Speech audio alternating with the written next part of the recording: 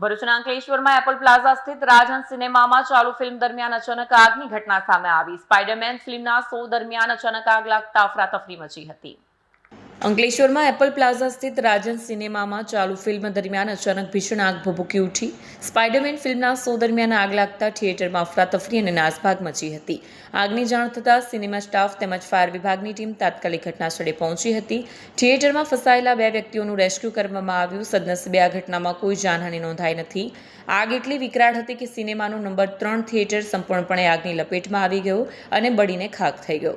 3 જેટલી ફાયર બ્રિગેડની ટીમોએ ઘટનાસ્થળે પહોંચી અંદાજે 2 કલાકની ભારે જહેમત બાદ આગ ઉપર કાબૂ મેળવ્યો। ઘટનાની જાણ થતાં ડીવાયએસપી, જીઆઈડીસી પીઆઈ સહિતનો પોલીસ કાફલો પણ ઘટનાસ્થળે દોડી આવ્યો હતો। હાલ આગ કયા કારણસર લાગી તે અંગે તપાસ હાથ ધરવામાં આવી છે અને આગ લાગવાનું ચોક્કસ કારણ હજુ અકબંધ છે। મારું નામ ઝરૂર પટેલ છે। હું રાજહંસ સિનેમામાં મૂવી જોવા માટે આવેલો હતો। તો એમાં અચાનક અંધારું હતું અને અચાનક તે ગાડીએ પાછળની સાઈડ આગ લાગી। અમે પાછળ ફરીને જોયું તો આગ લાગેલી હતી। તો અમે પછી ત્યાંથી દોડીને બહાર આવી ગયા।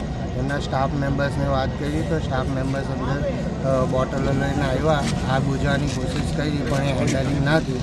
એટલા માટે પછી અમે બધા બહાર નીકળી આવેલા અને સેફથી બધા બહાર નીકળી આવેલા। કેટલાક જણા હતા અંદાજે અંદર 7 થી 8 જણા સમથિંગ હતા।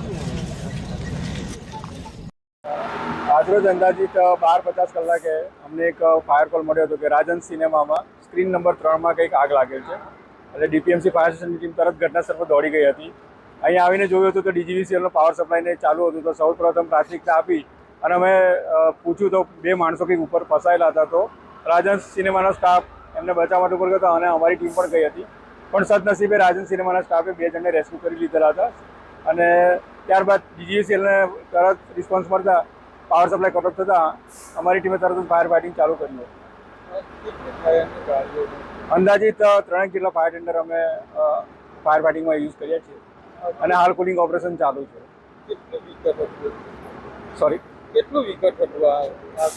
પરિસ્થિતિ વિકટ એટલા માટે હતી કે એ લોકોનું જે ફાયર પ્રોટેક્શન સિસ્ટમ હતી ઘણી સારી છે પણ ડીજીવીસીએલના પાવર સપ્લાય વગર મુશ્કેલી પડે એવું હતું।